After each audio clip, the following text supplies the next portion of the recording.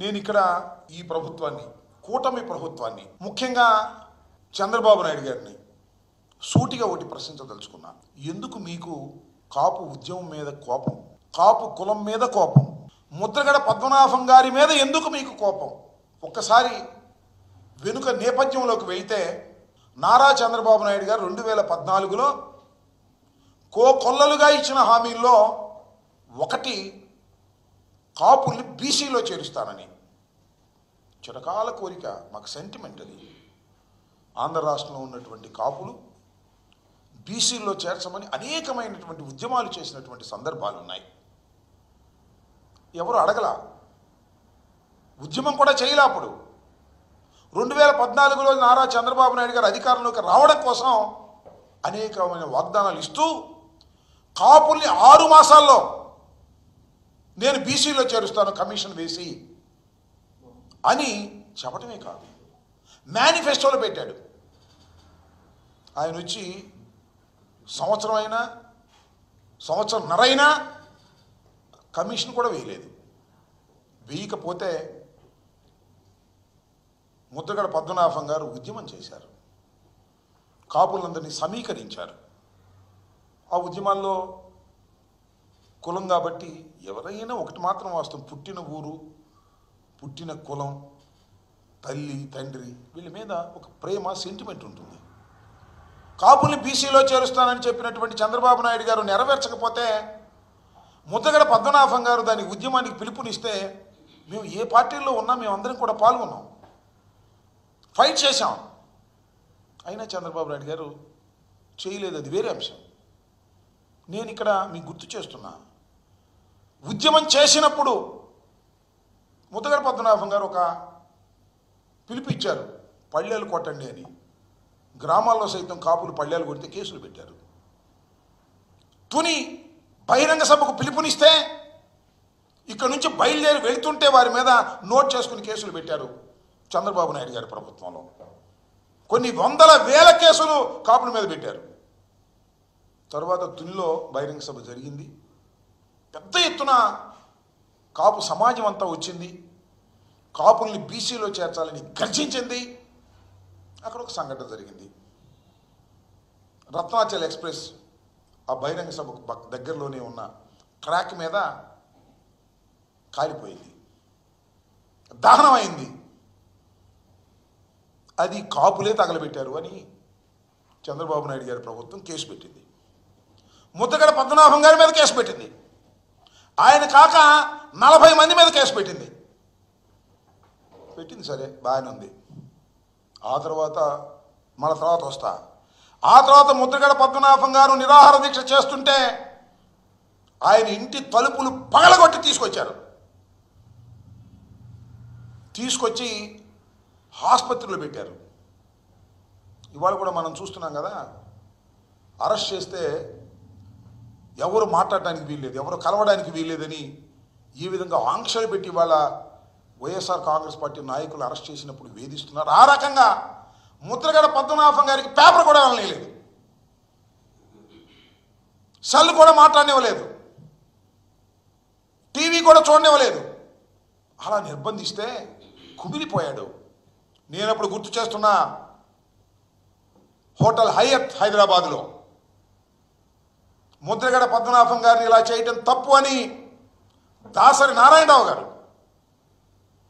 చిరంజీవి గారు, దాసరి నారాయణరావు గారు చనిపోయి ఉన్నారు, చిరంజీవి గారు, బొత్స సత్యనారాయణ గారు, రామచంద్రయ్య గారు ఇవాళ టీడీపీలో ఉన్నాడు, రామచంద్రయ్య గారు, తోట చంద్రశేఖర్ గారు, కాపులకు సంబంధించి ఇంకా చాలామంది ఉన్నారు, పేర్లు నాకైతే గుర్తు రావడం లేదు. కానీ మేమందరం కలిసి సమావేశమై బయటకు వచ్చిన తర్వాత చిరంజీవి గారును మన దాసనారాయణ గారు ఒకే ఒక్క మాట చెప్పాడు, వంగవీటి మోహన్ రంగారావు గారిని కోల్పోయాం, కానీ ముద్రగడ పద్మనాభం గారిని కోల్పోవడానికి మేము సిద్ధంగా లేవు, ఖబర్దార్ అని వార్నింగ్ ఇచ్చారు. చిరంజీవి గారు, దాసనారాయణరావు గారు కూడా ఇద్దరు కలిసి ఇచ్చారు.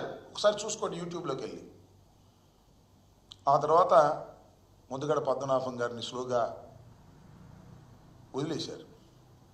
ముద్రగడ పద్మనాభం గారు తీసుకొచ్చేటప్పుడు వాళ్ళ భార్యని ఇష్టం వచ్చినట్టు తిట్టారు. కొడుకుని ఇష్టం వచ్చినట్టు కొట్టారు.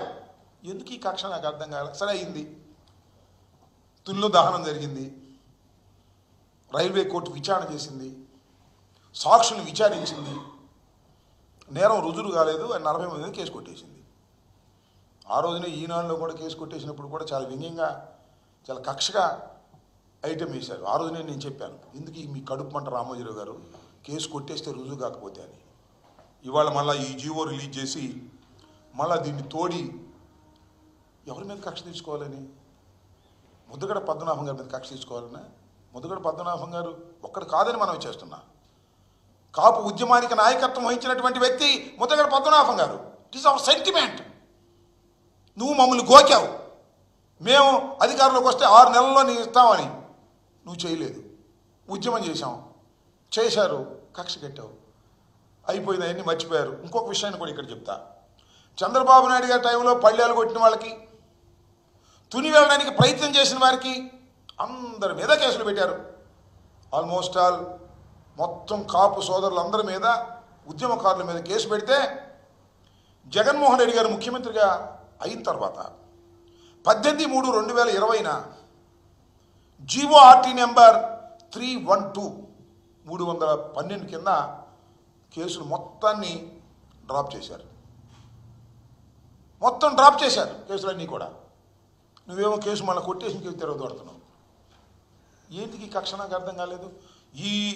ఈ కేసులన్నీ కూడా ఎవరి మీద, కాపుల మీద పెట్టారో, ఉద్యమకారుల మీద, ఆ కేసులన్నింటినీ కూడా నేను తీసేస్తున్నాను అని ప్రభుత్వం తరపున జగన్మోహన్ రెడ్డి గారి గవర్నమెంట్ జీవో ఇస్తే, చంద్రబాబు నాయుడు గారి ప్రభుత్వం, కూటమి ప్రభుత్వం న్యాయస్థానంలో విచారణ జరిగి సాక్ష్యాధారాలు లేవని ఎక్విటల్ ఇచ్చినటువంటి కేసుని మళ్ళా అపీల్ చేయాలని జీవో ఇచ్చారు.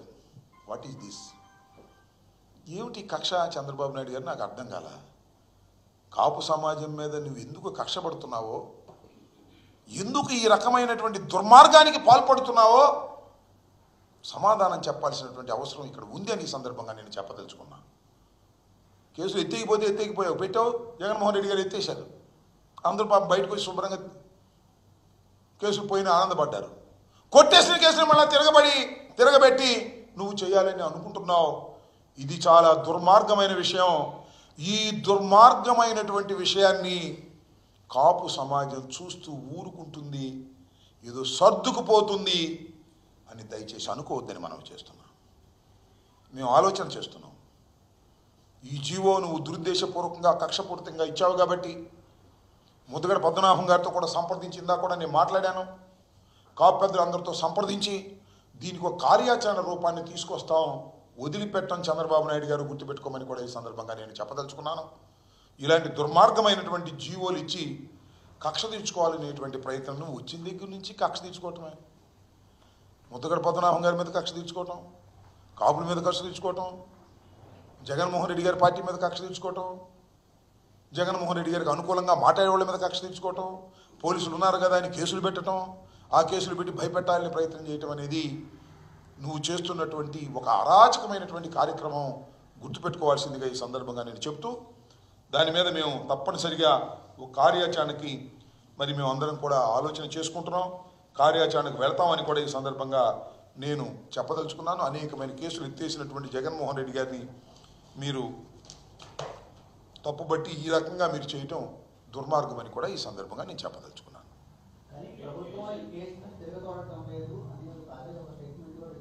ఎవరిచ్చారు స్టేట్మెంటు? నేను తెలియదు. ప్రభుత్వం నుంచి అంటే ఎవరిచ్చారు? హోంమంత్రి ఇచ్చారా? ముఖ్యమంత్రి గారు ఇచ్చారా?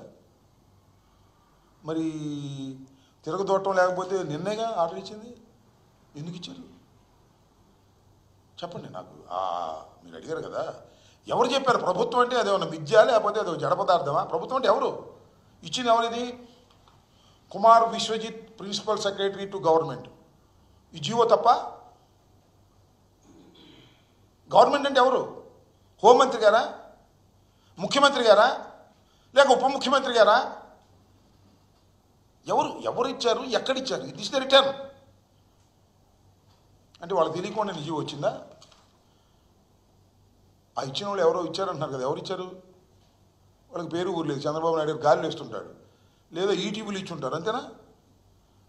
ఈటీవీలు ఇచ్చుంటారు, లేదా ఏబిఎన్లు ఇచ్చుంటారు. కంగారు పడేసి మళ్ళీ ఇది పొద్దున్నే ఆ పేపర్లో వచ్చింది, ముద్దగడ పద్మనాభం గారి మీద కక్ష తీసుకోవడానికి ప్రయత్నం చేస్తున్నారని ఇది చూసిన తర్వాత కంగారు పడి ఈటీవీని ఏబిఎన్ నిర్ణయం చేసి ఉంటారు. నేను అడుగుతా ఉన్నా, ఈ జీవో ఎందుకు వచ్చింది అంటే వాళ్ళకి తెలియకుండా వచ్చిందా? చంద్రబాబు నాయుడు గారికి తెలియకుండా వచ్చిందా? హోంమంత్రి గారికి తెలియకుండా వచ్చిందా? నిజంగా చంద్రబాబు నాయుడు గారికి హోంమంత్రి గారికి తెలియకోకుండానే ఈ జీవో వస్తే వాళ్ళంత అసమర్థులు ఈ దేశంలో ఎవరూ లేరని అర్థం, అంతేగా? పాలనలో కూడా వాళ్ళకి ఏం తెలియకుండా జీవోలు వస్తున్నాయి అన్నమాట. ఎందుకు ఇంక మీ ప్రభుత్వం ఎందుకంటున్నా? దీనిలో ఏమన్నారు? నేను ఇక్కడ